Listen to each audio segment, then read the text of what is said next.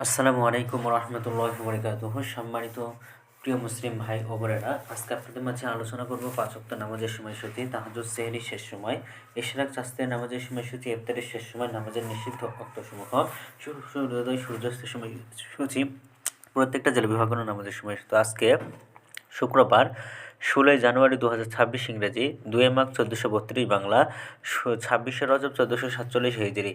ঢাকা মতো পার্শ্ববর্তী এলাকার নামাজের সময়সূচিগুলো তুলে ধরবো, তারপরে অন্যান্য জেলা বিভাগগুলোর নামাজের সময়সূচিগুলো তুলে ধরবো। আজকে ঢাকা মতো পার্শ্ববর্তী এলাকার ফজরের নামাজের রক্ত শুরু হবে 5টা 26 মিনিটে, শেষ হবে 6টা 42 মিনিটে। জোহরের নামাজের রক্ত শুরু হবে 12টা 12 মিনিটে, শেষ হবে 3টা 55 মিনিটে। আসরের নামাজের রক্ত শুরু হবে 3টা 56 মিনিটে, শেষ হবে 5টা 15 মিনিটে। মাগরিবের নামাজের রক্ত শুরু হবে 5টা 36 মিনিটে, শেষ হবে 6টা 52 মিনিটে। এশার নামাজের রক্ত শুরু হবে 5টা 53 মিনিটে, এশার নামাজের রক্ত শেষ হবে ভোর 5টা 20 মিনিটে।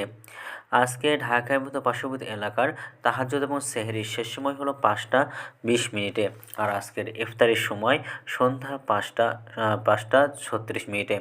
আজকের নফল নামাজের উত্তম সময় ইশরাকের রক্ত সকাল 6টা 57 মিনিট থেকে 8টা 47 মিনিট পর্যন্ত, চাস্তের রক্ত সকাল 8টা 48 মিনিট থেকে 12টা 5 মিনিট পর্যন্ত, এবং তাহাজ্জুদ নামাজের রক্ত উত্তম সময় রাত 10টা 19 মিনিট থেকে ভোর 5টা 20 মিনিট পর্যন্ত।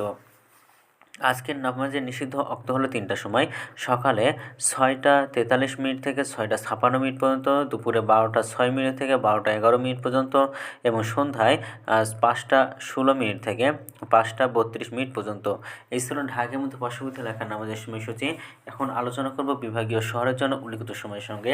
যেসব বিভাগের সময় আপনারা যোগ বিয়োগ করবেন তা হলো এই, অর্থাৎ আপনারা বিয়োগ করবেন চট্টগ্রাম 5 মিনিট এবং সিলেটে 6 মিনিট কম করবেন ঢাকার মধ্যে পার্শ্ববর্তী এলাকার নামাজের সময়সূচি থেকে। এবং যোগ করবেন খুলনাতে 3 minute, Rajshahi 7 minute, Rangpur 8 minute, Barishal 1 minute বেশি করবেন।